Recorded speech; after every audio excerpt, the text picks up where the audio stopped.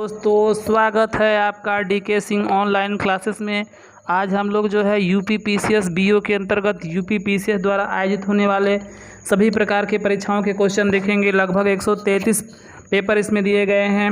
ठीक है, इसमें यूपी पीसीएस बीओ की परीक्षा हो, आरओ एआरओ की परीक्षा हो, असिस्टेंट प्रोफेसर की परीक्षा हो, जीआईसी की परीक्षा हो, सिविल जज की परीक्षा हो, ठीक है, या यूपी पीसीएस की खुद की परीक्षा है, यूपी पीसीएस की प्री और मेंस की परीक्षा, सभी प्रकार की परीक्षाओं के 16,000 से अधिक प्रश्नों का संकलन इसमें दिया गया है।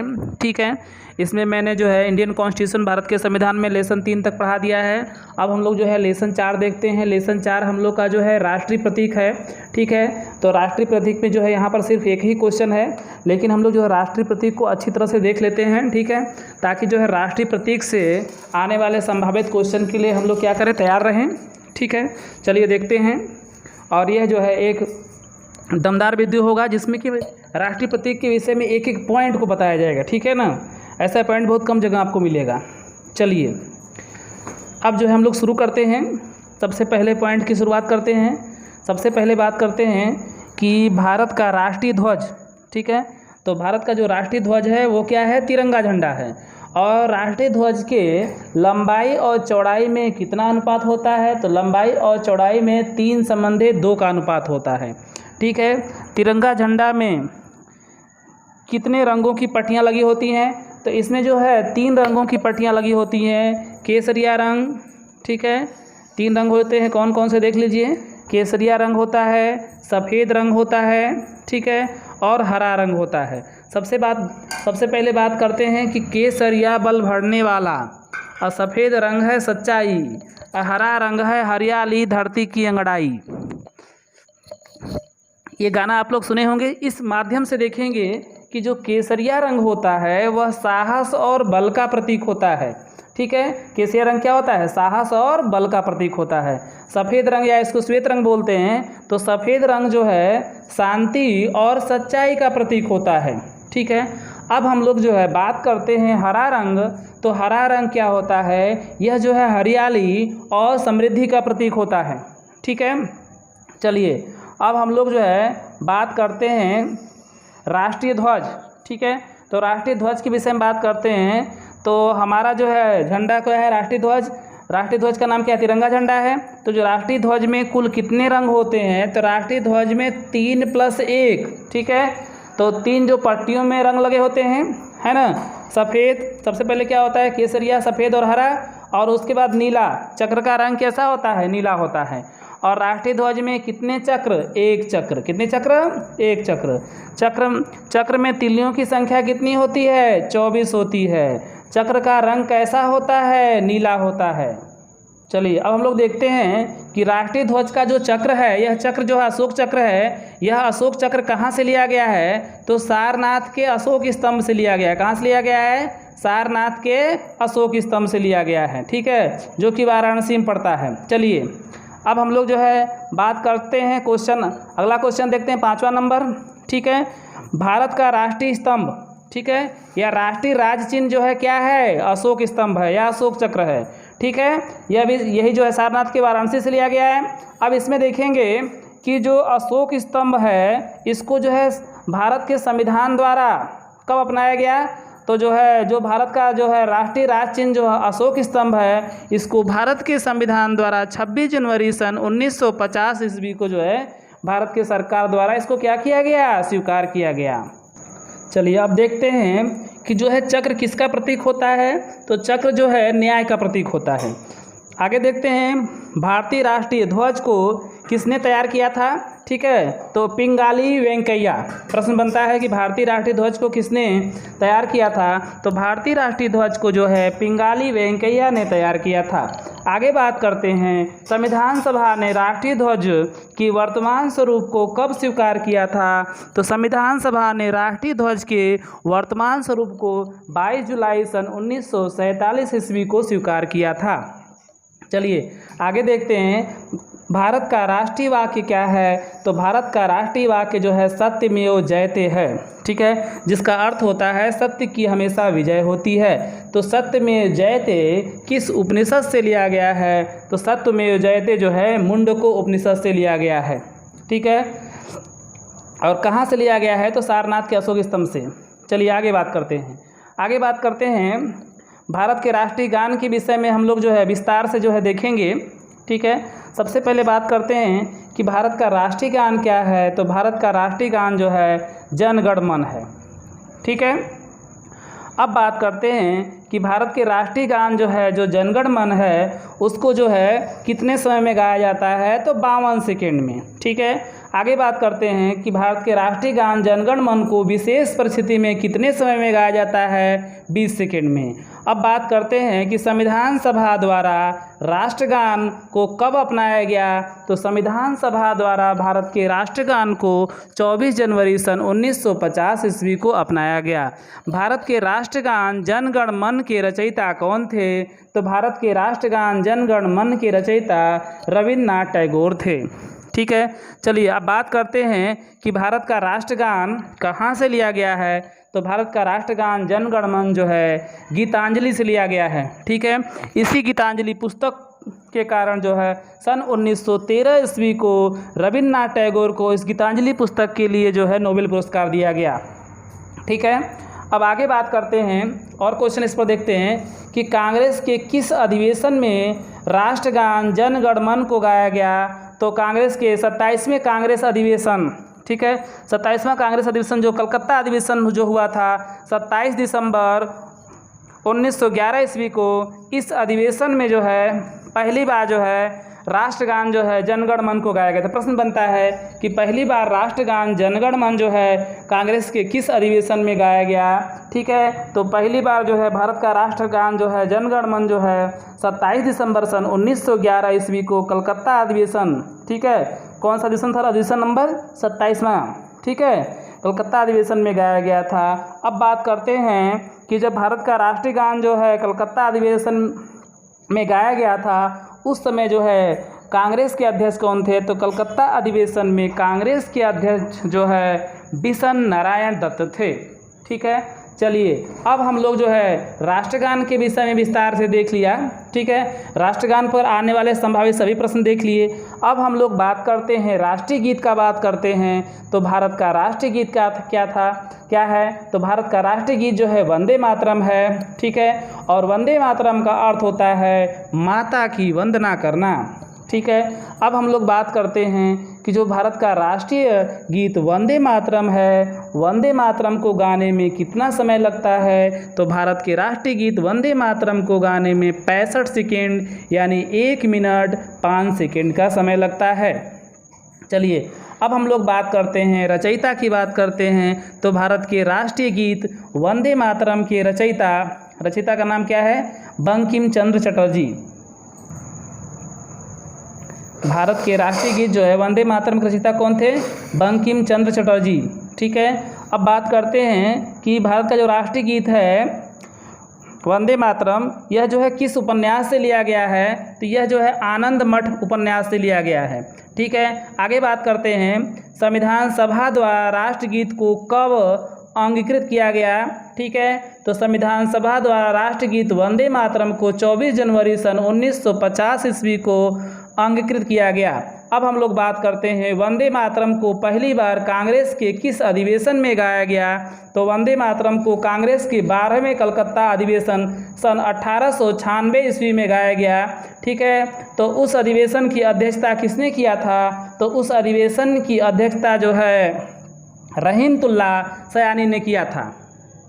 चलिए आगे देखते हैं भारत का राष्ट्रीय कैलेंडर क्या है? तो भारत का राष्ट्रीय कैलेंडर या राष्ट्रीय पंचांग भी बोल सकते हैं, तो वह शक संवत पर आधारित है, शक संवत है। ठीक है, अब जो है इसको शक संवत को जो है कब अपनाया गया? तो इसको जो है 22 मार्च 1957 ईस्वी को अपनाया गया। ठीक है, शक संवत कब से माना जाता है? तो शक संवत जो है 58 ईस्वी से माना जाता है।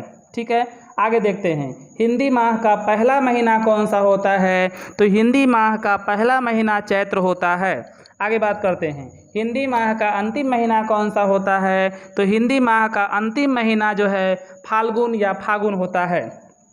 ठीक है, चलिए अब हिंदी माह के जो सभी महीने हैं उस महीने को एक बार देख लेते हैं। तो हिंदी माह का पहला महीना चैत्र होता है।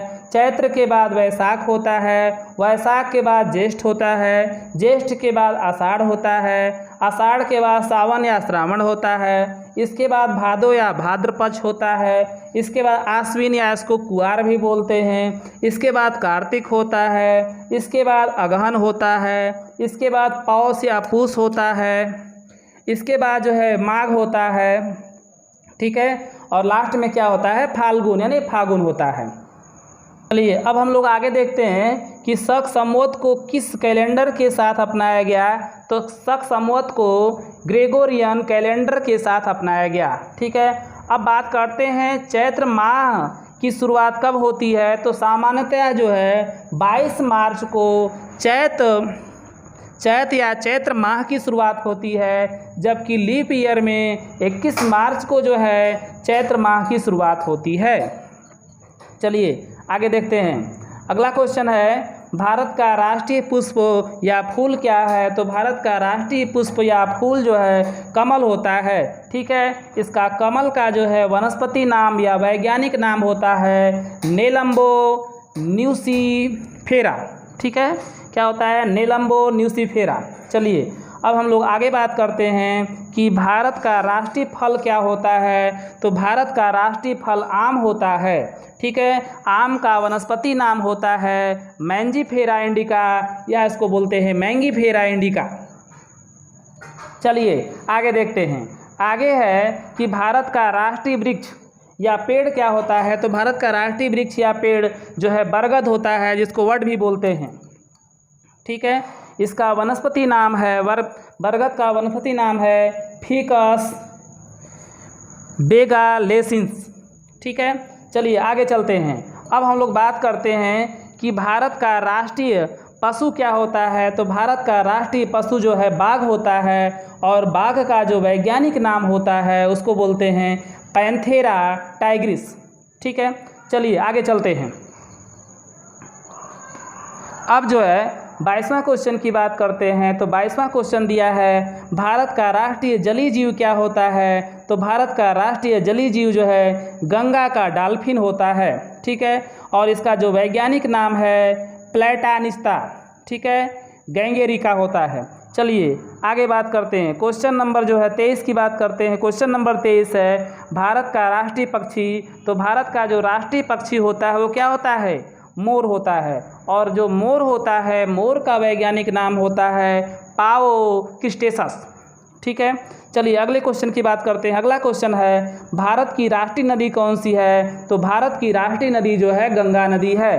गंगा नदी को भारत की राष्ट्रीय नदी कब बनाया गया। तो गंगा नदी को भारत की राष्ट्रीय नदी जो है सन 2008 में बनाया गया। चलिए और क्वेश्चन देख लेते हैं।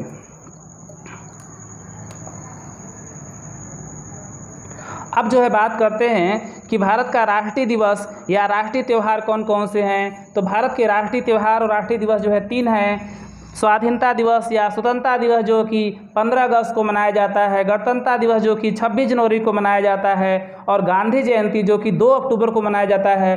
और गांधी जयंती वर्तमान में जो है यह जो है अंतर्राष्ट्रीय अहिंसा दिवस के रूप में भी मनाया जाता है। इस प्रकार से भारत के जो है 3 प्रकार के राष्ट्रीय त्यौहार हैं। स्वाधीनता दिवस या स्वतंत्रता दिवस बोलते हैं, गणतंत्र दिवस बोलते हैं, और गांधी जयंती। स्वतंत्रता दिवस जो है 15 अगस्त को मनाया जाता है, जबकि गणतंत्रता दिवस जो है 26 जनवरी को मनाया जाता है, जबकि गांधी जयंती 2 अक्टूबर को मनाया जाता है।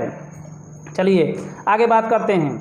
आगे जो है भारत की राष्ट्रीय मिठाई क्या है। तो भारत की राष्ट्रीय मिठाई जो है जलेबी है, ठीक है। आगे बात करते हैं कि भारत की राष्ट्रीयता क्या है। तो भारत की राष्ट्रीयता जो है भारतीय है। चलिए अब हम लोग क्या करते हैं कि अब हम लोग जो है इस पर आधारित जो है क्वेश्चन क्या करते हैं कि घटना चक्र के बुक से देखते हैं, ठीक है। क्योंकि यूथ कंपटीशन के बुक में एक क्वेश्चन दिया गया है, एक क्वेश्चन से काम नहीं चलेगा, ठीक है।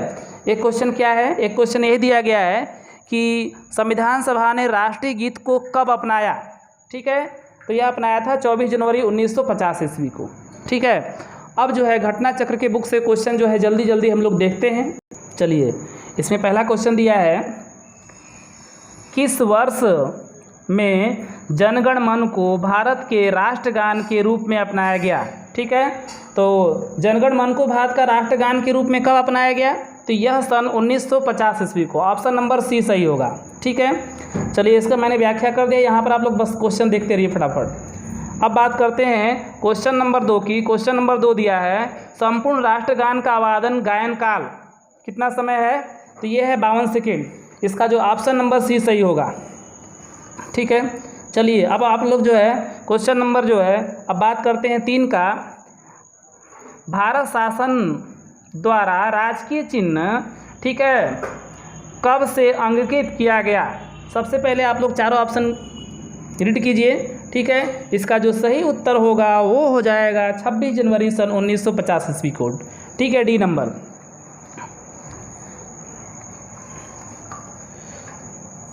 चलिए अब हम लोग जो है बात करते हैं क्वेश्चन नंबर 4 का। तो क्वेश्चन नंबर 4 दिया है भारत की संविधान सभा ने राष्ट्रीय ध्वज को सर्वप्रथम कब स्वीकार किया। ठीक है, सबसे पहले आप लोग चारों ऑप्शन रीड कीजिए।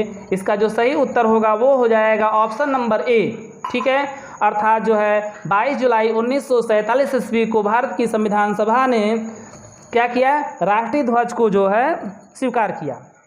चलिए अब हम लोग जो है बात करते हैं क्वेश्चन नंबर 5 का। क्वेश्चन नंबर 5 दिया है निम्नलिखित पर विचार करना है।